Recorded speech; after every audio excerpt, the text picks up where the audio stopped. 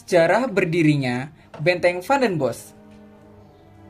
Setelah berakhirnya Perang Jawa pada tahun 1830 atau pasca ditangkapnya Pangeran Diponegoro, pemerintah kolonial Hindia Belanda di bawah kepemimpinan Gubernur Jenderal Johannes van den Bosch menyusun sebuah rencana pertahanan yang baru untuk Pulau Jawa.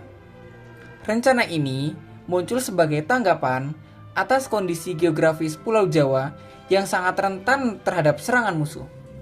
Seperti apa yang telah terjadi sebelumnya ketika Jawa berada di bawah kekuasaan Prancis, tepatnya di bawah pimpinan Gubernur Jenderal Jan Willem Jansen, Jawa diserang oleh Inggris, dan kemudian Jawa berhasil ditaklukkan juga oleh Inggris. Hal ini ditandai dengan menyerahnya Jansen di Tuntang, wilayah Karesidenan Semarang. Pulau Jawa, terutama di wilayah pantai utara, sangat mudah diakses oleh musuh. Sebaliknya, di sisi selatan, Pulau Jawa sangat kurang berkembang karena hanya memiliki satu pelabuhan penting, yaitu Pelabuhan Cilacap. Meskipun peninggalan perusahaan Hindia Timur atau VOC telah membangun banyak sekali benteng di lokasi yang sangat strategis, seperti contohnya Kastil Batavia, namun sebagian besar benteng tersebut kondisinya rusak dan kehilangan fungsinya, bahkan tidak jarang banyak yang hancur. Oleh karena itu, Van den Bosch memprakarsai pembangunan benteng-benteng baru, baik di sepanjang pantai utara maupun di pedalaman Pulau Jawa, sebagai bagian dari sebuah sistem pertahanan yang lebih terstruktur, guna mengantisipasi perlawanan dari masyarakat pribumi Jawa pasca berakhirnya Perang Diponegoro. Salah satu benteng penting yang dibangun dalam konteks ini adalah Benteng Van den Bosch yang terletak di Kabupaten Ngawi, Jawa Timur. Tepatnya berada di antara pertemuan dua sungai, yaitu Sungai Bengawan Solo dan Sungai Madiun. Lokasi ini dipilih karena memiliki nilai yang sangat strategis dalam mengontrol jalur masuk ke pedalaman Jawa dari arah timur. Pendirian benteng ini merupakan bagian dari kebijakan militer ala Van den Bosch guna menegakkan kontrol penuh kolonial dan menjaga stabilitas pasca perang di wilayah Jawa. Johannes Graaf van den Bosch, Gubernur Jenderal Hindia Belanda ke-43 yang memerintah pada tahun 1830 sampai 1834. Lahir di Ruwingen, Lingewal pada 1 Februari 1780. Ia tiba di Pulau Jawa ketika umurnya masih 17 tahun, tepatnya di tahun 1797, dengan pangkat sebagai seorang letnan. Akan tetapi, pangkatnya dengan cepat dinaikkan menjadi kolonel. Pada tahun 1810, ia juga sempat dipulangkan kembali ke Belanda karena perbedaan pendapat dengan Gubernur Jenderal Herman Willem Daendels. Setelah kepulangannya ke Belanda pada November 1813, Van den Bosch beragitasi untuk kembalinya Wangsa Orange. Dia diangkat kembali sebagai kolonel di ketentaraan dan menjadi Panglima Maastricht. Di Belanda, karir militernya membuatnya terlibat sebagai komandan di Maastricht dengan pangkat sebagai mayor jenderal. Di luar kegiatan militer, Van den Bosch juga banyak membantu menyadarkan warga Belanda akan kemiskinan akut dan sangat parah di wilayah koloni, khususnya di wilayah koloni Hindia Belanda.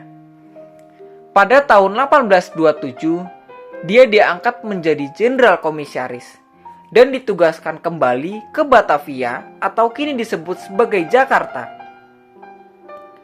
Hingga akhirnya, ia menjadi Gubernur Jenderal Hindia Belanda yang ke-43 dengan masa periode pemerintahannya pada 1830 sampai 1834. Pada masa pemerintahan Van den Bosch ini, kebijakan tanam paksa atau kulturstelsel mulai dilaksanakan. Setelah sebelumnya hanya merupakan konsep kajian yang dibuat untuk menambah kas pemerintah kolonial dan khususnya kas negeri Belanda yang pada saat itu kehabisan dana akibat dari peperangan baik di Eropa maupun di wilayah koloni, khususnya di Pulau Jawa dan Pulau Sumatera. kebijakan tanam paksa ala Van den Bosch ini dibilang sukses karena dengan kebijakan tanam paksa ini menjadikan Van den Bosch mendapat sebuah gelar kebangsawanan dari Raja Willem I akibat sukses tanam paksa dan kas negara yang kembali terisi. Van den Bosch pensiun secara sukarela pada tahun 1839 dan kemudian ia kembali ke Belanda hingga akhirnya Van den Bosch meninggal di Den Haag pada 28 Januari 1844 ketika usianya menginjak 63 tahun. Perang Jawa merupakan konflik hebat yang terjadi antara pribumi dengan penguasa kolonial. Perang Jawa bukan hanya sekadar konflik antara Pangeran Diponegoro dengan Belanda, akan tetapi mencerminkan krisis mendalam di masyarakat Jawa. Ketidakpuasan terhadap campur tangan Belanda dalam urusan internal keraton dan juga kebijakan pajak yang membebani masyarakat Jawa menjadi pemicu utama api perang ini berkobar. Diponegoro memposisikan dirinya sebagai pemimpin spiritual dan juga pemimpin politik dengan mengusung konsep perang sabil atau perang suci, dan ia mengklaim dirinya sebagai Ratu Adil, sosok mesianik dalam kepercayaan masyarakat Jawa. Perang ini sudah diramalkan jauh oleh leluhur Pangeran Diponegoro, yaitu Pangeran Mangkubumi atau Sri Sultan Hamengkubuwono I, yang tidak lain adalah kakek buyut dari Pangeran Diponegoro. Ketika masih bayi, Sri Sultan meramalkan bahwa Pangeran Diponegoro kelak akan membuat kehancuran yang dahsyat bagi Belanda, melebihi apa yang telah ia lakukan. Diponegoro sendiri mendapat dukungan yang luas baik dari ulama, bangsawan, serta pribumi Jawa. Selain Diponegoro, juga terdapat tokoh lain seperti Kiai Mojo dan juga Sentot Ali Pasha. Perang Jawa berlangsung dalam kurun waktu 1825 sampai 1830. Walaupun berlangsung selama 5 tahun, akan tetapi akibat daripada perang Diponegoro ini menimbulkan korban jiwa yang sangat besar. Sekitar 200.000 masyarakat pribumi tewas dan sekitar 15.000 serdadu Belanda tewas. Hal ini juga berdampak pada perekonomian Belanda yang merosot akibat dari kas negara yang kosong karena dipakai untuk mengatasi perang Jawa. Sehingga dampak yang ditimbulkan dari perang Jawa sendiri sangat besar, baik bagi pihak Diponegoro maupun pihak Belanda. Yang selanjutnya mengarah pada tanam paksa. Dan kita dapat mengatakan bahwa Pangeran Diponegoro sejatinya telah menendang bola salju kemerdekaan Indonesia. Karena setelah berakhirnya Perang Jawa, kemudian diterapkan kebijakan tanam paksa atau kultur stelsel. Kemudian akibat tanam paksa sehingga memunculkan politik etis. Dan dari politik etis itu melahirkan pergerakan nasional. Dari pergerakan nasional hingga mencapai puncak pada proklamasi kemerdekaan di tahun 1945. Benteng stelsel atau aturan benteng merupakan sebuah strategi perang yang diterapkan oleh Belanda untuk mengalahkan musuh-musuhnya.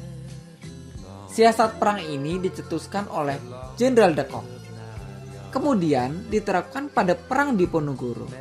Dan atas keberhasilan Belanda atas perang tersebut, strategi ini kembali digunakan dalam Perang Padri.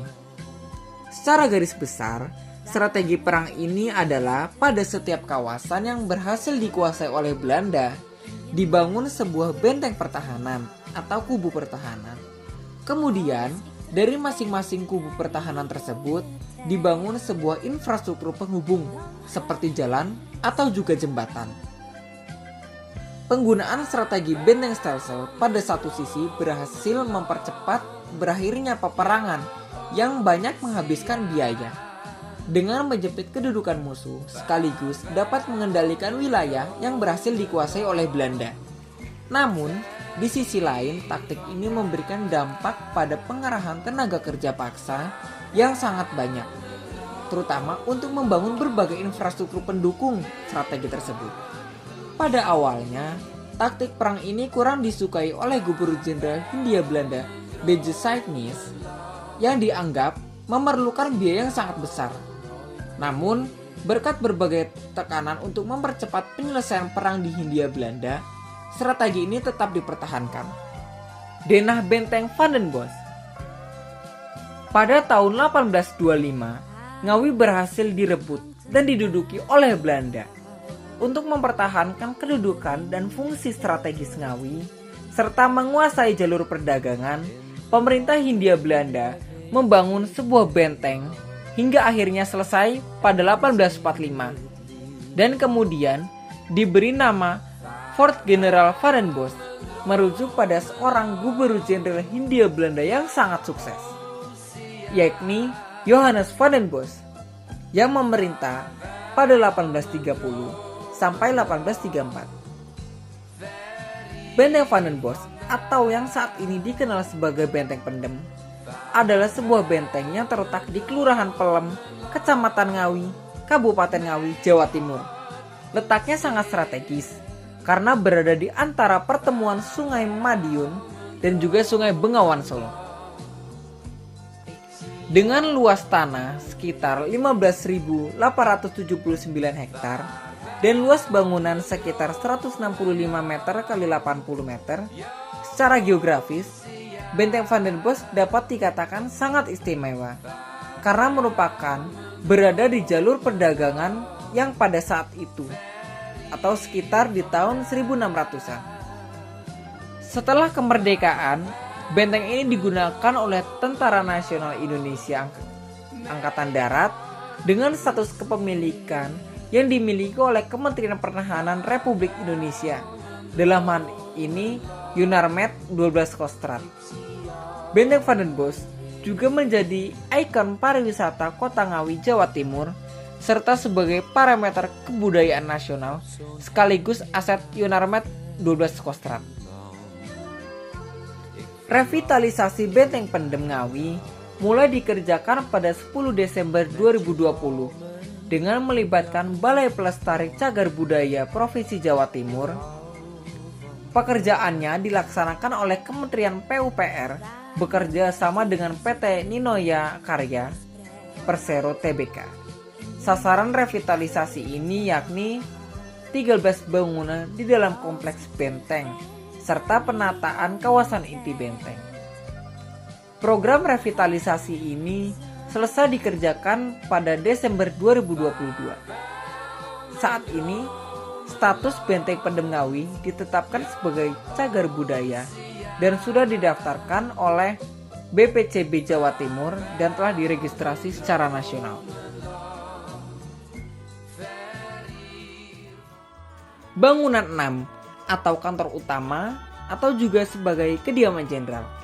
Bangunan ini dahulu difungsikan sebagai bangunan kantor utama dan juga sekaligus sebagai kediaman jenderal. Dulunya memiliki lantai terazo yang berwarna kuning dan hitam. Bangunan ini juga memiliki pilar tusakan pada bagian teras dan juga dengan atap berbentuk limas. Di salah satu ruangan terdapat makam Kiai Haji M. Nur Salim sebagai pengikut setia Pangeran Diponegoro. Di pojok sisi kiri juga terdapat pos penjagaan yang menempel pada bangunan utama. Barak Benteng Van den Bosch.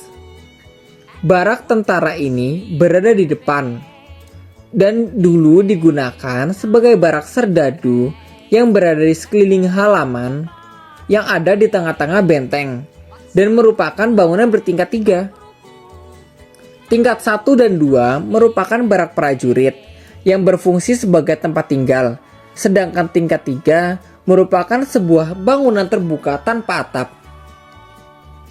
Selain digunakan sebagai barak prajurit, di dalam bangunan ini pula juga terdapat ruangan istal yang dahulu digunakan untuk menyimpan kuda atau digunakan sebagai kandang kuda karena dahulu belum ada truk dan kendaraan. Jadi prajuritnya itu adalah prajurit kavaleri atau prajurit berkuda. Gerbang masuk utama Benteng Van den Bosch. Bangunan pintu masuk utama benteng ini selain digunakan sebagai akses pintu masuk bangunan, dahulu juga berfungsi sebagai pos pengintai dan juga tempat mesin untuk mengerek jembatan kayu yang dapat mengangkat jembatan di atas parit. Selain itu, terdapat juga sistem drainase yang terbagi menjadi dua, yaitu inlet dan outlet. Dalam bangunan, sebelah kanan dan kirinya terdapat konstruksi roda putar yang berfungsi untuk mengoperasikan jembatan angkat. Selain itu, terdapat juga ruangan khusus para penjaga di sebelah kanan dan kiri benteng. Bastion logistik.